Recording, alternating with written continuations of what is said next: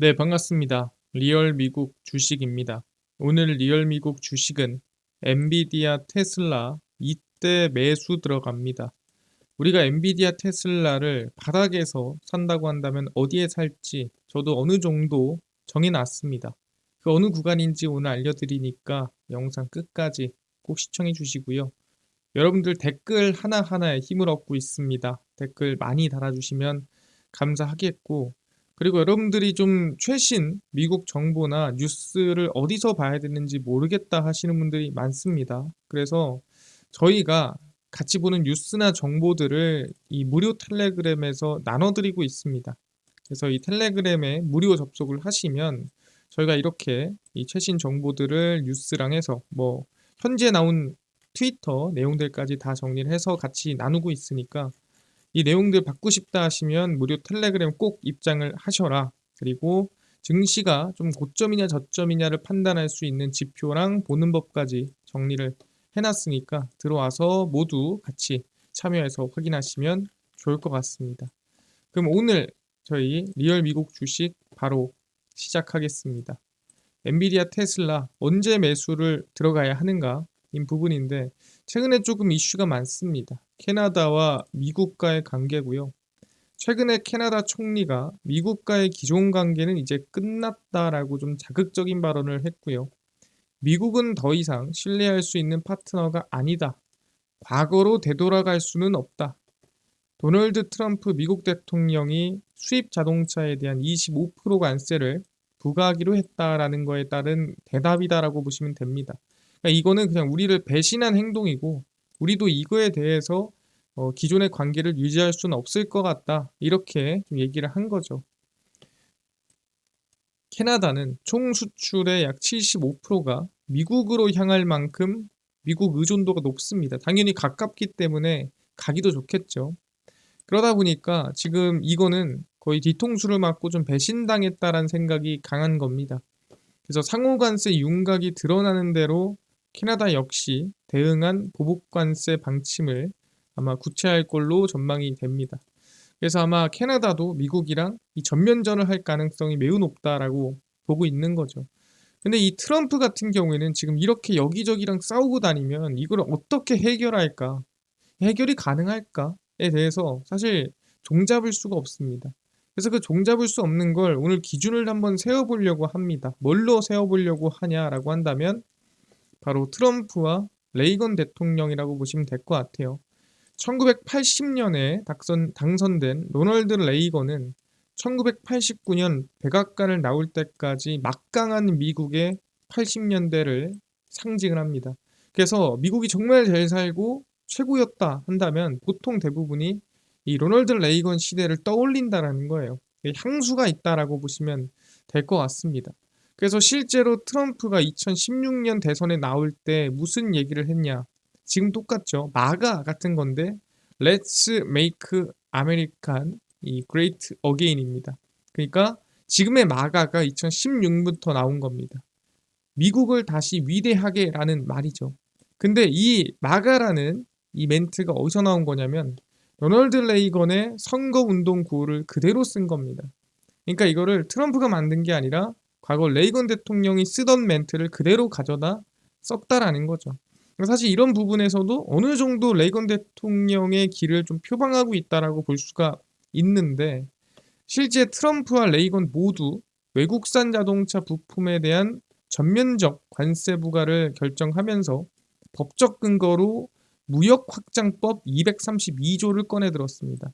그러니까 이 트럼프나 레이건 모두 다 이 같은 법을 꺼내 들어서 같이 어떻게 보면은 똑같은 방법으로 반박하고 얘기했다라고 볼 수가 있는 건데, 이게 뭐냐면 232조는 특정 수입 상품이 미국의 국가 안보에 위협이 되는 경우 대통령에게 수입 물량 조절을 위한 긴급 조치를 행사할 권한을 부여하는 겁니다. 그러니까 사실 국가 안보에 위협된다라는 게 애매하죠. 정해진 건 없죠. 그럼 내가 봤을 때 좀 이거는 문제가 있어 보이고 별로야. 그럼 나는 야, 너 이거 수입 물량 적당히 해라. 많이 들어오지 마. 라고 강제할 수 있는 겁니다. 기준 따위는 없고요. 이거를 둘 다 사용을 했습니다. 그래서 어느 정도 방향이 비슷하다라고 볼 수 있는데, 아니 이것만 보고 뭐 비슷하다라 볼 수 있냐라고 하는데 그렇지 않죠. 정책도 거의 비슷하다라고 보시면 됩니다. 그래서 과연 레이건이 어떤 정책을 하고 나서 어떤 방향으로 흘러갔는지, 어떻게 미국을 위대하게 만들었는지 좀 정리를 해보자라는 거죠. 그래서 확인을 해보면 현재 레이건 대통령의 정책 순서입니다. 그래서 묘하게 조금씩은 다를 수 있겠지만 거의 큰 틀은 맞습니다. 1981년도 경제회복 세제법이라고 이제 진행을 합니다. 근데 여기서 보면은 레이건 대통령은 약간 법인세를 인하하는 방향으로, 그러니까 법인세를 조금 줄여주는 방향으로 먼저 법을 시작하는데 실제로 줄여주진 않아요. 그냥 그런 분위기를 내는 법이라는 거죠. 그래서 법인세 인하를 간접적으로 시작합니다. 이 직접적으로 내리진 않아요. 마치 트럼프의 이번에 이 예산안 통과할 때 이 법인세를 인하한 거를 연장하는 것과 거의 비슷한 흐름이라고 볼 수가 있을 것 같고요. 그래서 실제로 법인세가 여기서 인하가 되지는 않습니다. 1982년에서 3년 이 경기 침체가 진행이 됐고요. 그래서 이제 이 경기 침체를 해결하기 위해서 기업의 세를 좀 부담하는 것들을 좀 완화시켜 주려고 노력은 하지만 여전히 법인세 최고 세율은 유지를 합니다. 그러니까 줄이진 않아요. 법인세 자체를 인하하진 않습니다. 그리고 나서 언제 1983년, 87년에 보호무역 조치, 정확히 말하면은 이 관세라든가 아니면은 이 수출 수입에 대해서 상호 관세라든가 매기기 시작하는 시기가 여기입니다. 그래서 실질적으로 법인세 인하가 먼저냐, 아니 관세가 먼저냐 물어보면은 어느 정도 간접적인 건 있었지만 실질적인 부분은 관세가 먼저입니다. 그래서 일본 자동차에 대해서 자발적 수출 규제를 진행하고요. 그 다음에 상호 관세라든가 수입 규제 강화를 때린 시기가 이때입니다. 그래서 이건 좀 직접적이죠. 간접적인 부분이 아니라. 그래서 직접적인 관세 부과를 이때부터 시작을 합니다. 그럼 이때 사실 인플레이션이라든가 리스크가 생길 수 있잖아요. 그럼 그걸 뭘로 어떻게 완화를 좀 시키냐라고 한다면 1986년도에 뭐라죠? 세제개혁법이라고 해서 건드리지 않았던, 이전에 전혀 건드리지 않았던 법인세 최고 세율을 34%로 대폭 인하를 합니다. 그러니까 여기서 걷어들인 세금과 여기서 생긴 이 물가 상승을 잡기 위해서 사실 법인세 인하를 해서 들어온 세금을 그대로 내보내주고 그 다음에 가격이 좀 오를 거를 법인세를 내려서 오르지 않게 하는, 어떻게 보면은 관세부가 이후에 법인세 인하를 진행하는 걸 확인할 수가 있습니다.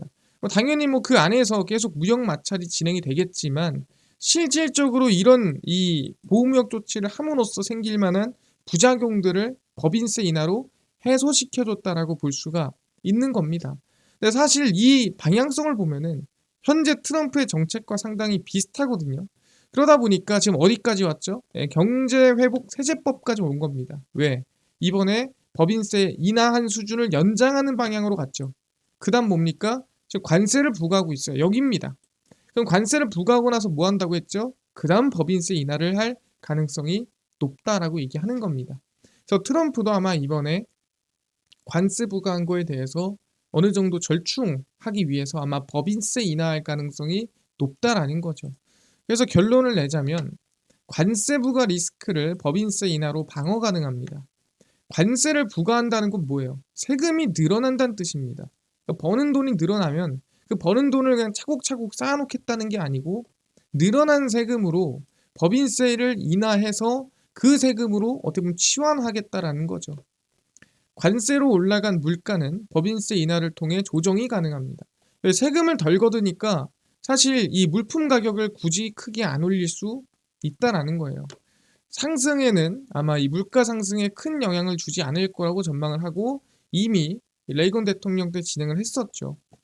그래서 법인세를 인하하기 위해서, 그러니까 지금입니다. 2025년도에 해야 될 것들이 있어요. 첫 번째가 뭐냐면 일단 관세가 부과가 돼야 돼요. 관세를 부과해서 실제로 리스크가 좀 터졌을 때 그거를 해결할 방안으로, 기업들의 고통과 리스크를 줄여줄 방안으로 법인세 인하를 하는 겁니다. 그러니까 뜬금없이 야 인하해줄게가 아니라 고통에서 벗어나게 해주는 약간 이 진통제, 치료제 느낌으로 넣어주면은 임팩트가 강하겠죠. 내가 살려줄게. 그다음 두 번째가 뭐냐면 부채 한도 인상에 대한 합의가 이루어져야 돼요. 지금 부채 한도 인상이 안 됐죠. 그래서 돈이 없어요. 그러니까 미국이 가지고 있는 돈이 없습니다. 쓸 돈이 없어요.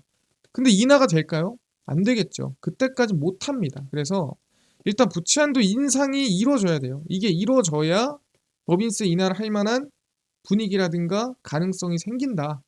이 두 가지가 나오고 나면은 그 다음에 법인세 인하를 진행할 가능성이 높다. 그럼 이거를 우리가 어느 정도 확인을 해보면 부채 한도 인상 이후에 TJ 잔고가, 그러니까 재무부의 통장 잔고가 계획만큼 차오르면 그 계획이 얼만데? 일단 현재로서는 8,500억 달러입니다. 6월까지. 6월 말까지 기준이 8,500억 달러인데 사실 좀 바뀔 수도 있어요.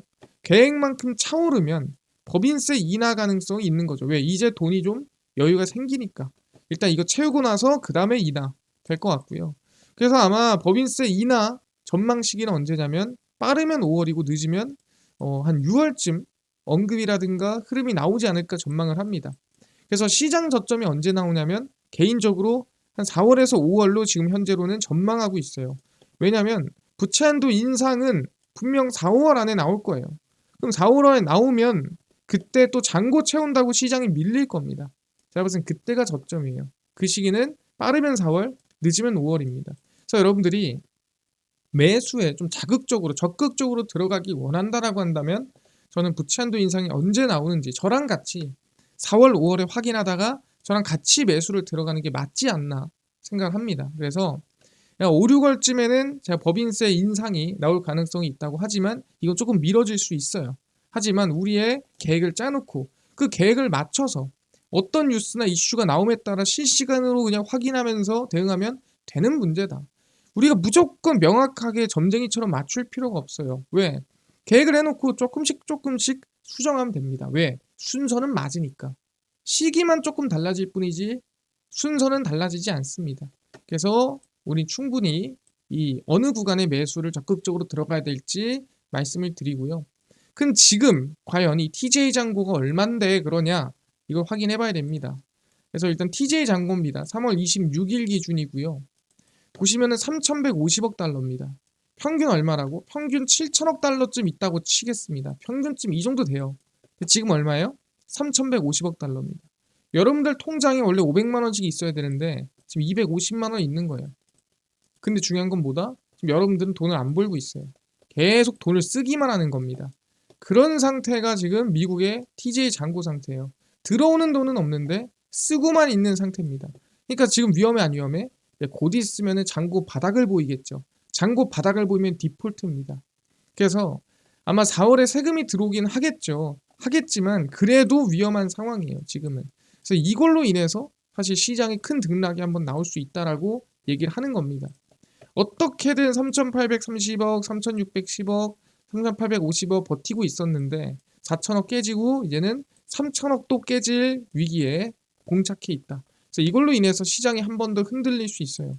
그래서 시장이 저는 V자 반등, V자 우상향 이거는 어렵다고 저는 항상 얘기합니다. V자 반등이 나오잖아요. 그러면 그만큼 하락도 다시 빠르게 나옵니다.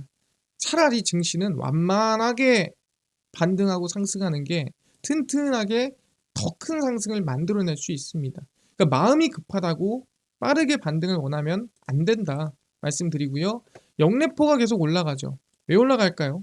항상 얘기하지만 영래포라는 건 이 연준에다가 은행들이 돈을 맡기고 있는 겁니다. 왜 맡긴다고? 채권이 없어서. 채권을 발행하면 채권을 사야 되는데 지금 부채 한도 인상이 안 돼가지고 채권 발행을 못 하고 있어요. 그래서 지금 그 채권에 들어갈 돈들이 대기자금으로 일단은 여기에 들어가 있다. 연준에 들어가 있다. 라고 생각하면 됩니다. 엄청나게 자극적인 수준의 돈은 아니다. 말씀드리고요. 그 다음에 이제 엔캐리 트레이드 청산 조건인데 지금 결론만 얘기하겠습니다. 저는 엔캐리 트레이드 청산이 끝났다고 봐요. 이제 끝이다. 네, 이제 청산 나갈 돈이 없다라고 보는 거고요. 일단 국채 같은 경우에도 2.53입니다. 이 정도도 낮지는 않지만 어느 정도 안정적으로 좀 조정이 나왔고요. 미국 국채 30년이 좀 최근에 올랐습니다. 그래서 별로 좋지는 않은 상태예요. 하지만 지금 엔달러가 150엔 이상으로 올라와서 좀 안정화를 보여주고 있죠. 그래서 개인적으로는 지금 상황은 엔캐리 트레이드 청산이 저는 끝났다. 시장을 좀 이끌었던 청산이 이제는 엔캐리에서 넘어갔습니다. 뭘로 넘어갔죠? 채권이랑 부채 한도 인상 리스크로 넘어갔다라고 보시면 될 것 같습니다. 그래서 엔캐리 트레이드 또 나올 것 같으면 얘기하겠지만 지금은 급한 자금은 끝난 것 같다. 뭐 이건 나쁘지 않은 이슈인 것 같습니다. 그래서 일정입니다. 3월 26일 유럽 페어마켓, 27일 GDP 성장률 확정치 조금 높게 나왔죠. 예상보다 조금 높게 나왔고요. 그 다음에 소비심리지수 확정치 PCE 발표 나왔는데 근원 나왔습니다. 예상치보다 조금 높게 나왔습니다. PCE. 그리고 ISM 제조업 PMI 4월 1일, 그 다음에 2월 졸츠, ADP 민관고용 4월 2일. 이 두 개가 뭐예요? 그래서 고용보고서의 이 우리가 흔히 알고 있는 예고편 정도라고 생각하시면 될 것 같습니다. 그 다음에 ISM 서비스업 PMI, 그리고 4월 중순부터 실적 발표 시즌입니다. 금융주부터 시작을 해서 하나하나 실적 발표가 이어진다라고 보시면 될 것 같습니다. 그래서 결론입니다. TJ 잔고가 3천억 달러도 깨질 위험으로 유동성 리스크가 커지고 있습니다. 생각보다 커지고 있어요. 그래서 부채 한도 인상이 너무나도 중요해지는 상황이라 지금 시장이 사실 올라갈 만한 이유는 당장은 없어요. 7년 국채 경매도 경쟁률이 높지 않게 나왔습니다. 그러니까 이게 높게 나와야 돼요. 트럼프 입장에선. 그래서 시장 금리보다 금리가 높게 책정됐어요. 그러니까 내가 내는 비용이 나라에서 내는 비용이 더 는다라는 거죠. 늘어났다. 트럼프가 제일 싫어하는 거죠. 그래서 증시를 밀 하락할 가능성이 올라갔다라고 얘기를 하고요. 시장 저점은 언제라고? 채권 연장이 끝나고 이게 언제입니까? 한 4월에서 5월쯤 국채 연장이 거의 끝나죠.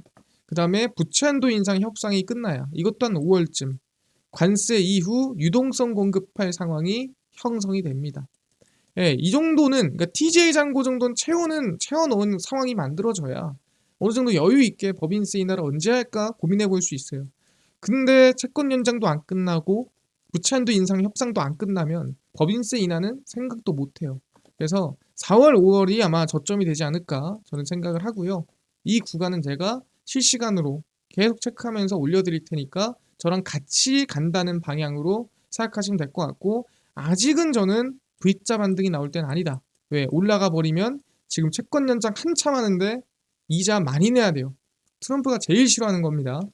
그래서 부채 한도 협상에 대한 불확실성이 있고요. 그 대신에 엔캐리 청산은 끝났다라고 저는 얘기하겠습니다. 채권 금리 하락이 중요합니다. 10년물 채권 금리가 떨어져야 된다 말씀드리고요. 지금 막 올라가 있어요. 이게 눌려야 됩니다. 그래서 시장 하락할 확률이 높은 거고 하락하더라도 지금은 분할 매수를 해야 되는 구간이 맞아요. 그래서 조금 더 밀릴 확률 35%, 지금 횡보하다가 한 5월쯤 상승할 확률 65% 보면서 가겠습니다. 그래서 결론입니다. 65%, 35% 열어놓고요. 4, 5월 저점 예상합니다. 여러분들이 좀 적극적으로, 좀 자극적으로 매수를 하기 원한다라고 한다면 지금보다는 4월에서 5월 우리가 이 채권 발행이 어떻게 되는지, 부채 한도 인상이 어떻게 끝나는지 같이 체크하면서 대응하는 게 중요하다. 세금 유입이 얼마나 들어오는지가 중요하다. 그래서 이때쯤 저희가 한번 적극적으로 매수할 준비 같이 해보자 말씀드리고요. 그 이후에 TJ 잔고 채우고 한 5, 6월쯤 부양책이 뭐가 먼저 나올지 같이 체크해 보시면 좋을 것 같습니다. 그래서 여러분들은 전 원하는 게 뭐냐면 이게 당장 지금 예측해서 앞으로의 미래가 우리가 원하는 대로 생각한 대로 되면 좋겠지만 얼추 비슷해도 이 디테일의 차이가 있어요.